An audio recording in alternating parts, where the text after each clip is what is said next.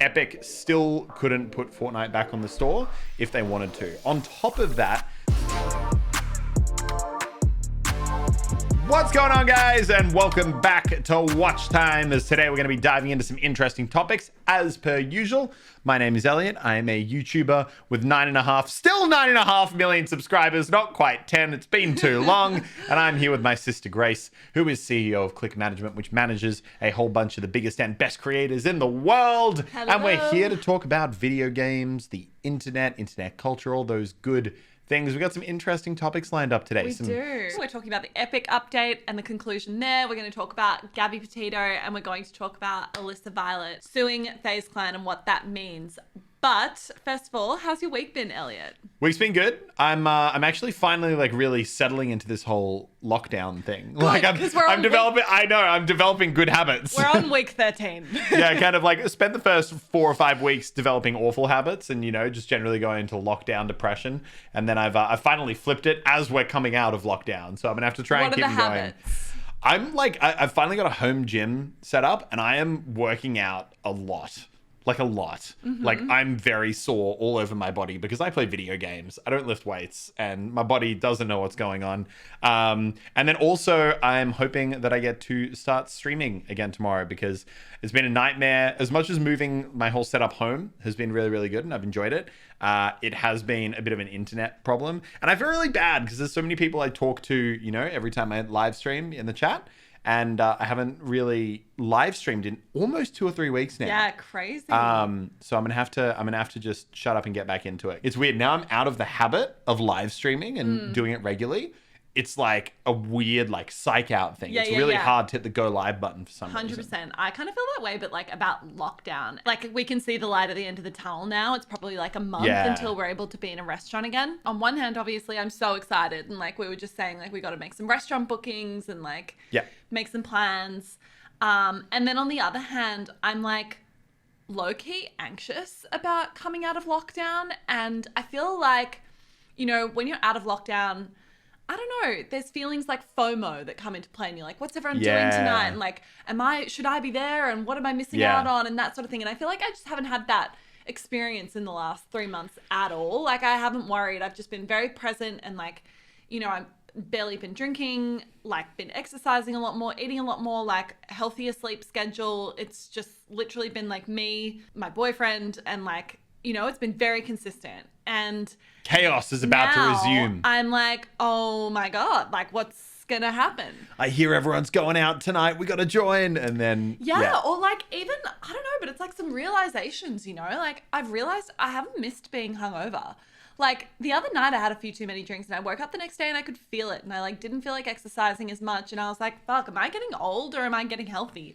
Yeah. You know how people always talk about once people come out of long jail sentences, reintegrating into society, that will be the world. Everyone's going to have to relearn. Dude, I'm going to have Stockholm syndrome. Yeah. Where you end up actually liking your captor. In this case, which is the government lockdown. Yeah. Well, so I was chatting to Rubes the other day, who he's basically a DJ in an Australian group, and we're talking about lockdown, and he was like, man, I got to be honest, I am loving it. He is absolutely. He was like, I don't want to go back, and I thought of all the people who would want to be out of lockdown. Yeah. It's the guys putting on the giant concerts. True. Yeah, exactly. Completely crazy to me. On to our first topic, which is Epic versus Apple, the lawsuit, the update. So give it to me. Very quick recap for anyone who isn't across it, although I can't imagine there's many people listening who are not. Over a year ago now, or it's almost going to be a year and a half, 2 years. Epic Games effectively challenged a very much a convention of the kind of app industry, which is that if you have an app on the Apple Store or the Google Play Store, they both enforce similar policies. Every single transaction that happens within that app is Apple takes a 30% cut from. Meaning that if I were to buy V-Bucks on the Fortnite app on my phone, Apple takes a 30% cut. Epic thought that was unfair, and they basically added in a way that you could effectively buy V-Bucks and circumvent Apple's 30% take. This was a deliberate move by them, which they knew Apple wouldn't allow because it contravenes the contract you have to sign, to force Apple into taking Fortnite off the App Store, at which point Epic had a pre-planned countersuit where they were going to sue Apple and claim that they were basically practicing anti-competitive behavior by enforcing you to kind of transact through the App Store. Now, this played out over the last year and a half in the court system. During that time, Apple also revoked Epic's developer license for their App Store, effectively meaning that Epic can't publish any more games on the App Store. They can't put any of their products on the App Store because they violated the contract that they have with Apple.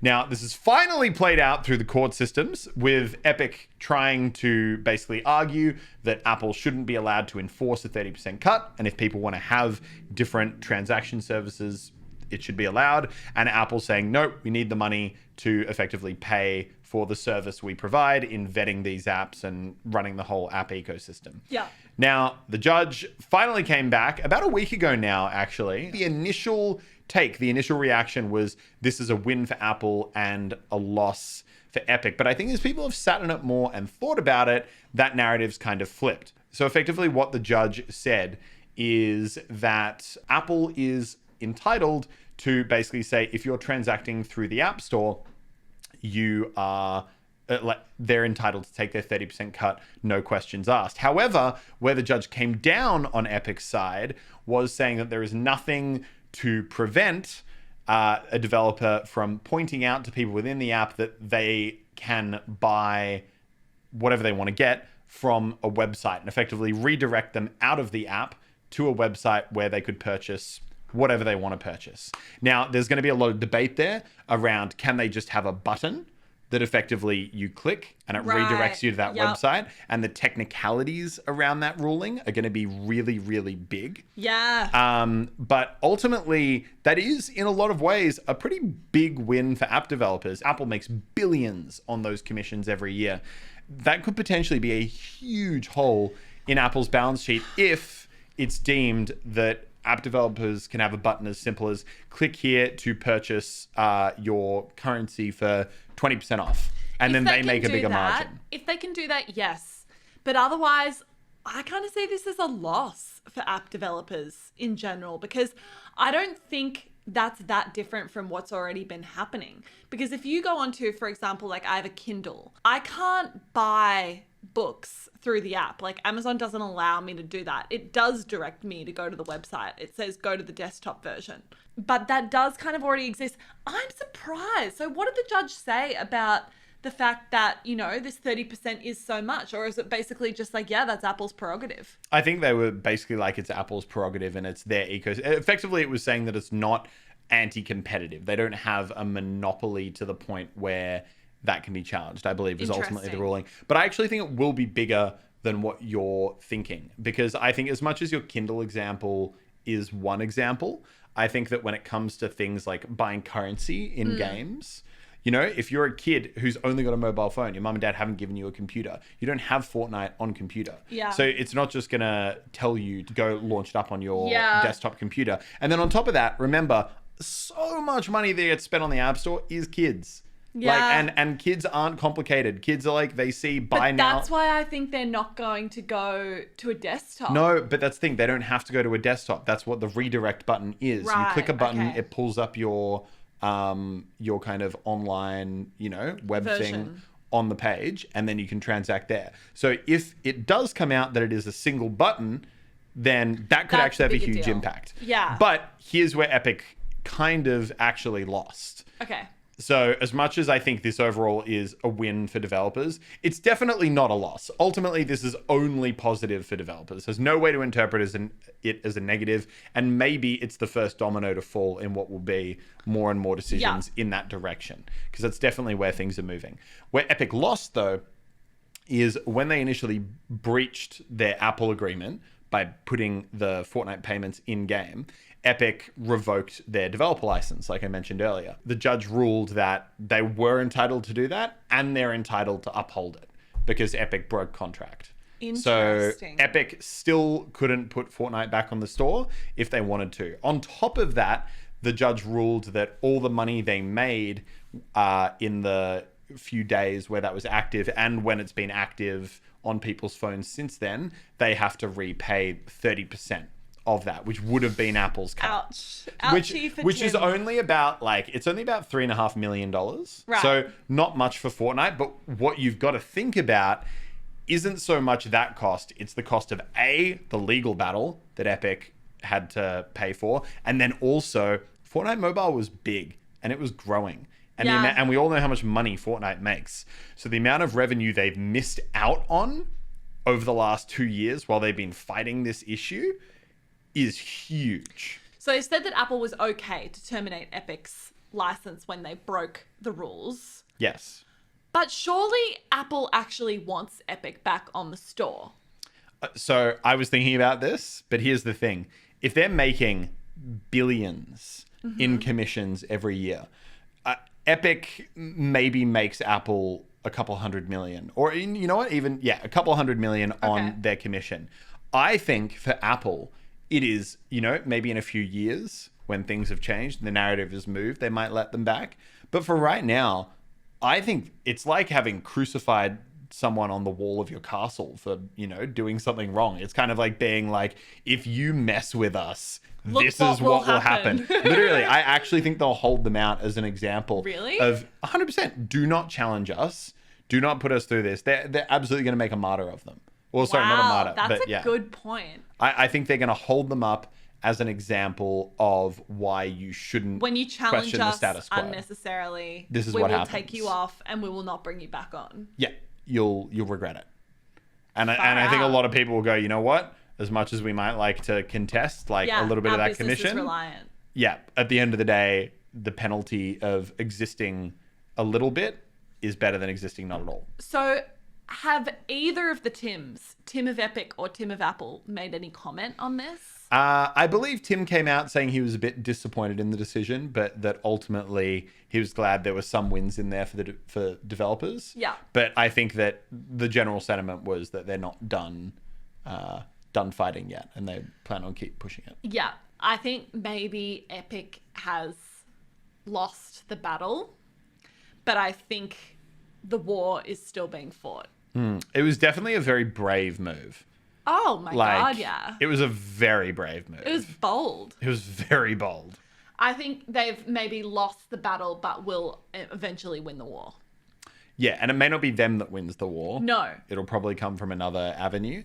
But yes, very interesting. There's also a lot of other legislation happening at the moment. I believe there's some stuff going through Congress right now, dealing with the way that the platforms take their cut. There's a lot of things kind of in the works. And I'm sure there'll be some more development over the coming years. So on the note of Epic, I wanted to ask, Balenciaga came out with their collaboration with Fortnite. Yeah. Talk to me. What were your thoughts, feelings? I thought it sucked. I thought it sucked too. I'm not gonna lie. They did their in-game activation and they did the actual physical collaboration of product. Yeah. Both bad? Yeah. I mean, the in-game stuff, the in-game skins were cool. There's a lot of cool Fortnite skins these days, though. A lot of the time these days, Epic will add a skin to the game. And I'm like, oh, that's cool. But the game's been out for 4.5 years. There's so many cool skins. Yeah. There can be a very cool skin, but it's still not going to be oh, this is the best skin ever.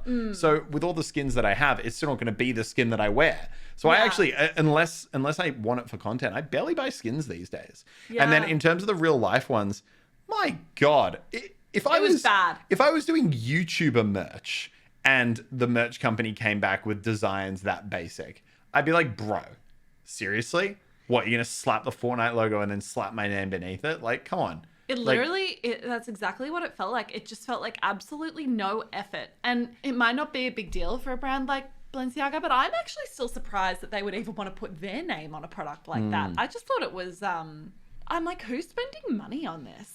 I know a lot of Fortnite YouTuber friends who ordered 1 or 2 pieces because it's like, oh, you know, it's the game I do. This is kind of like a, I guess, semi-iconic because a lot of YouTubers are Hypebeast and then Hypebeast and Fortnite at the same time. I would not spend money on that. No, I was really tossing. I was like, oh no, I could get one. And honestly, it's kind of cringe. I'm like, I don't know, but like, I don't want to walk around tasteless. Yeah, so tasteless. It's just like, okay, cool. It's a meme. I'm wearing a Fortnite logo and a Balenciaga logo. Yeah, it's like a meme hat. Kinda, yeah, but just like a really expensive meme. Yeah, I don't even know if the meme's that good. And you know what? Funny. I've got things I'd prefer to spend $1,000 on.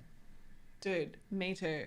Okay, good. Well, I'm glad we're on the same page because I was just like not impressed, but it was a bit. It's actually like bizarre sometimes. I'm just like, who? It was a bizarre club. I'm low-key disappointed because like. There have been a lot of times where mainstream brands have collabed, or even gaming brands have collabed with designer brands, and they've done some really cool stuff. Like, honestly, even the 100 Thieves backpack had some like decent design thought put into it, and it was semi-unique. And honestly, if they'd done something relatively cool, like a Fortnite Balenciaga backpack that looked sick, or shoes that looked sick, or like a watch, or anything. Yeah. Anything that I was like, okay, you know what? That's a weird collab, but I kind of like it. Yeah. I would have absolutely been there. It was so basic. Yeah. It literally looked like, you know those like shirt print websites? Yes. Where people just go on and create like fake merch for different things. Oh God. Like, it actually did look like Redbubble or whatever. Yeah, Redbubble. Yeah, where people just go on and they create fake knockoff merch for things and just slap the logo on and then charge $40 for it. That's literally what it looks like. And it's like there's so much potential, I think, especially for the in-game stuff. Fortnite's such an amazing example of a game that's been able to monetize 100% off cosmetics. And it shows that people care about cosmetics in-game. Yeah. And digital cosmetics is something that people care about.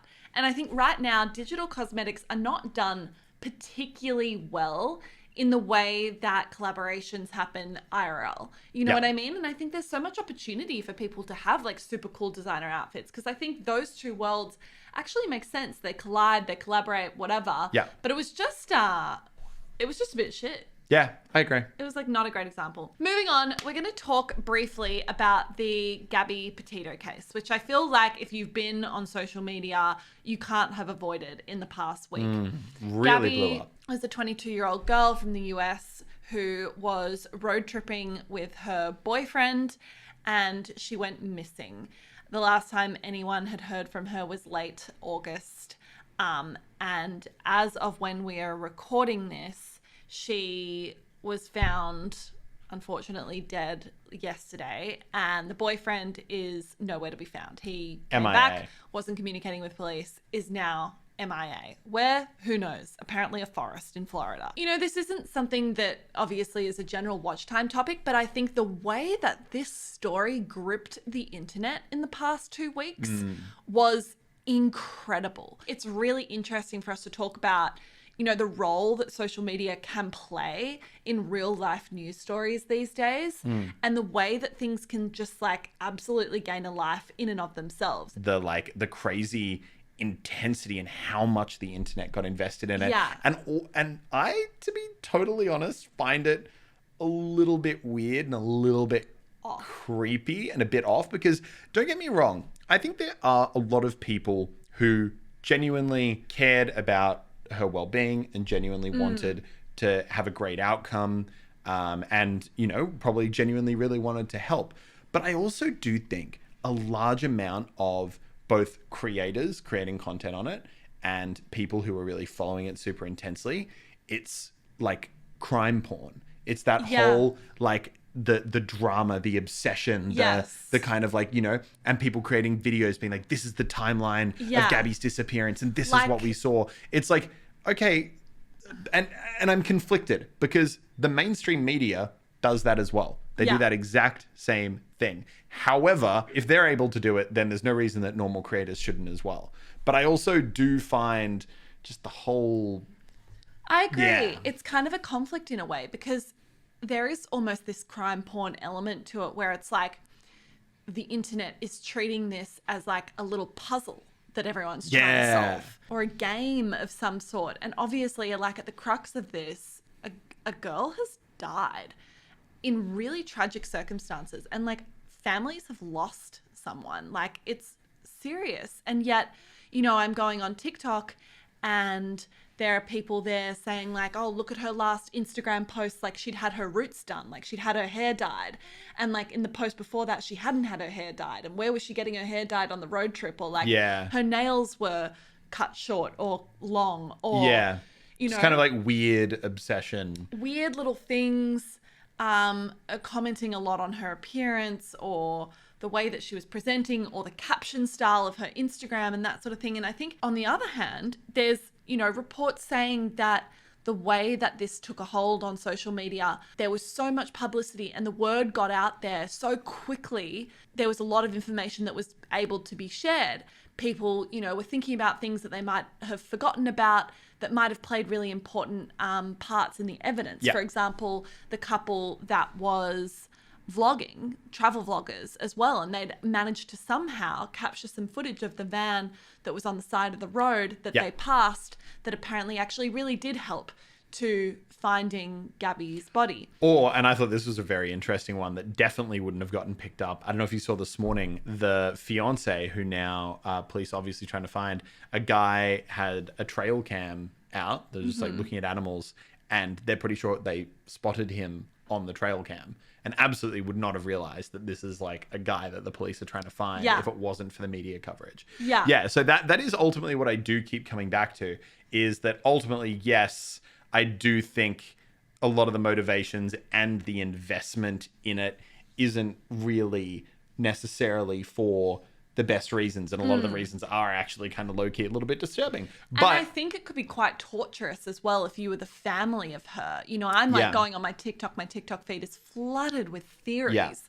And how incredibly stressful it would be if you were the family of this girl going on TikTok and someone's talking about like, oh, you know, if you change the video footage and increase the contrast here and it looks like this person's in the van that the couple passed or whatever, and you'd just be thinking like, have the police picked up on that? Like, should we make sure that that's the case? And it's like how disruptive and stressful that could also be. As much as I think that this time, you know, the outcome was really, you know, whatever the motivations were, the outcome was raising awareness about it, exposing more information about it, and ultimately, hopefully helping to find the fiance, given that it seems like he is a reasonable suspect in the case. But there are... A person of interest. Yeah, he hasn't even been named as a suspect, which is super interesting.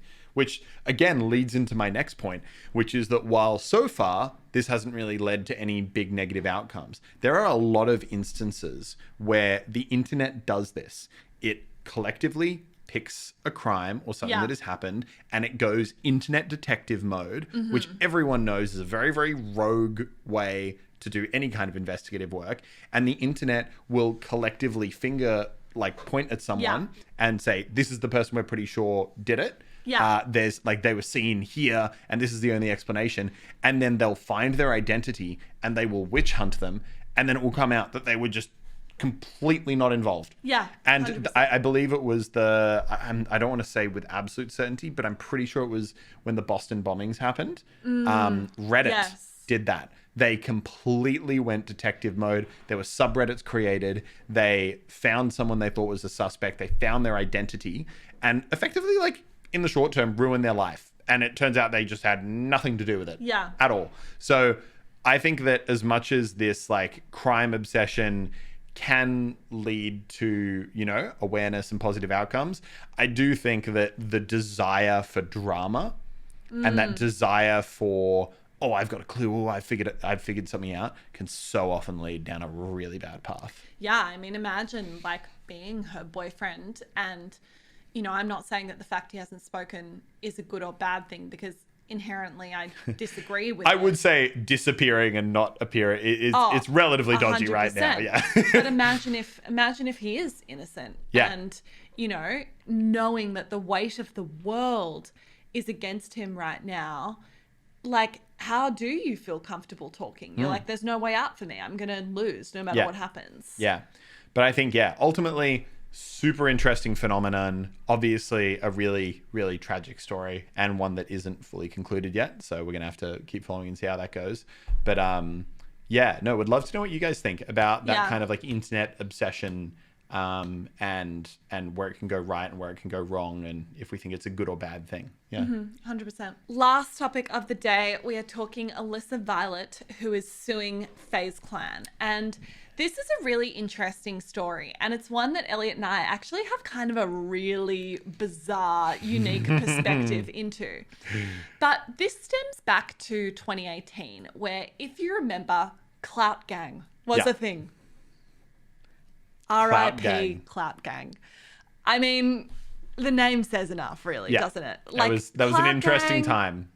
How would you describe that time of YouTube? I don't even know. It was effectively hype beast YouTuber vlogging. That's in LA. That's all I'm going to say. Mansion. And the houses, the collaboration houses were on another level. It was the time where we had Team 10. Yeah. It was the time where we had it was the Clout Team Gang. 10 era. It was Jake Paul. It was Logan. Think of it as FaZe Clan's Team 10. That was the hype gang. FaZe Clan effectively found a bunch of their members that were. It was Banks. It was Alissa. It was Summer Rae. It was Rice Gum. Yeah. Dude, incredible. So they started Clout Gang. Alissa claims that she had an element of ownership in Clout Gang. To what extent that was formalized, not really sure, but fair enough. She was absolutely a member of the group. And that she made an agreement with FaZe Clan. FaZe was obviously heavily involved in Clout Gang through Banks, who was a founder of FaZe as well. They both agreed that they were going to transfer the shares of their ownership into a company called Hubrick, which was a company that was working with FaZe Clan and invested in FaZe Clan at the time. And in exchange for Alissa putting her shares into Hubrick, she would get shares of Hubrick. Now, Hubrick is an interesting company. Oh, yeah. It is a now defunct social media company that was started by a Scandinavian man called Seb. All of these companies ended not on amicable terms. I don't think it's a story we're going to 100% unpack today. I think we might even want to do a full episode on it in the coming weeks. Seb was someone who I actually had a lot of interactions with, and so did Grace, and so did Emma, our other business partner, when I was initially invited to join FaZe Clan. And we had, yes, a lot of interesting takeaways. And ultimately, I would say he was fundamentally the reason that I didn't join. But yeah, we've got a lot of stories there. I would say that we will summarize this story in another episode, but it was, to date, the most bizarre meeting of my entire life. Yeah. It was probably one of the weirdest 4 hours of my life. And you know what Seb embodied? And there's only one other person I can think of I've ever met that acts the same way, where my conclusion is also the same. But Seb was one of those people where as soon as you meet him, tries to talk about how successful he is and how many goals he's kicking and how he's making millions of dollars and how everyone's coming to him and wants all this stuff. Yeah. And then when you actually kind of look into any of it, and when you talk to the people around him who kind of kept working with him, they realized after a few years that it effectively just made it all up. He tried to do the fake it till you make it thing, but he didn't really have anything to back it. He talked himself into managing FaZe Clan effectively, claiming that he had all these multi-millions of dollars behind him in a really successful social media company. And it turned out that all that was completely hollow, but to a lot of people, especially I think in LA, people who really kind of where success and clout and money is just such like a thing, people really do fall for people who talk so much about their success. Yeah. And I think that especially in that FaZe Clan culture, the kind of like hype clout gang thing, that was actually probably a really kind of something that a lot of people like listened to and fell for. Yeah. So let's leave that story for another day. Yes. But we needed to tell you because we read this and we were like, no fucking way. Yeah. Anyway, so we have Hubrick. That's the company with Seb. Hubrick invests in FaZe. FaZe is related to Clout Gang. Hubrick's also trying to invest into Clout Gang. So Alissa then gets her shares in Hubrick. Hubrick and FaZe have a very messy breakup in late 2018. This is not on good terms. Hubrick is now defunct. FaZe sued Hubrick. Hubrick countersued FaZe, and basically they settled out of court. part of the terms of that arrangement was that Alissa would give up her shares in Hubrick, and FaZe said, we'll give you some shares, allegedly said that we will give you some shares in FaZe to compensate you for that verbal agreement. Let me tell you, if I've learned some things this year, it's put things in writing. Anyway, more stories for other days. When I release my book one day. So that is that. Now, Alissa says, I never got my shares in FaZe. FaZe is now worth apparently $300 million. And Alyssa's saying, hang on. Some of that's mine. Where's my little slice of the pie? That's basically where it's at right now. Now, Lee Trink, who's the CEO of FaZe, has come out in an email to the Washington Post and basically said, look, disputes happen and stories come out of disputes, big and small, right and wrong. We're on close terms with Alissa and we're confident this will get come resolved to an amicable solution. Amicably, which is interesting considering that she's sued them, which seems decidedly unamicable. Alas, we won't comment. FaZe Clan is incredibly interesting to me. It's undeniable they've had a huge amount of success. Yes. Like they really have. You can't deny that they haven't built an incredibly strong brand. There's also a lot of people behind FaZe Clan these days. Now that they got Seb out, there are a lot of people behind it that are really reputable. That I think are really reputable, really smart, really switched on. I've heard great things about Lee Trink. Yeah, and about a huge, and even, you know, like a lot of people behind it. But ultimately, man, every interaction and every time that there's been like stories about FaZe Clan and I've interacted with FaZe Clan or I've heard other people interacting, like it just always seems to end up in a lot of messy scenarios. And don't get me wrong, a lot of that is just because they're probably doing so much. A certain percentage of things you do end up going messy. But man, after the whole Seb chaos, where that was years of turmoil for FaZe, and they finally got rid of that, you've then got things like the NFT scandals. You've now got this. You've just, man. Tfue. Yeah, Tfue suing them. Like, running FaZe seems like a bloody stressful job. Really stressful. But I'm also going to give them credit that I think maybe part of this is a function of the fact that things are moving really, really fast. Yep. And the FaZe that we are looking at in 2021 is extremely different to the FaZe that existed in 2017, 2018, from size, from leadership, from people that are involved, from the activities that they're doing. And I think there's probably an element of this, you know, to FaZe's credit, where they are just running so fast that not everything's going to be 100% buttoned down. Yeah, 100%. And I think there were probably conversations had with people that may or may not be there anymore. Things were said, and then, you know, it just wasn't done properly, or people leave and the communication gets lost. And it's like, hang on, there's actually no record of that, or what actually happened here. And I think there's an element of the fact that you're just in a fast moving industry. Like, you're kind of on the knife edge of it all if you're FaZe, and sometimes you're going to get cut. Yeah, 100%. Agree. Also awkward because of her ex-boyfriend, Banks. Yeah. Going to be interesting to see how it all plays out. A lot of emotions, a lot of money, a lot of lawyers. 100%. Dude, everyone's so litigious in the US. Litigious. Sorry, didn't one you of us say tomato, I say tomato. One of us finish their law degree? I think that should be your word to know. Okay, brother. Yeah, very much like jumping to the sue button. But I think that's kind of just a culture. Thanks for watching, guys. We hope you enjoyed this week's Watchtime episode. Make sure to leave any comments and thoughts down below on any of the topics we talked about. Leave a rating. I think that's the thing that people do. As always, we'll see you next week. Bye-bye. Bye-bye.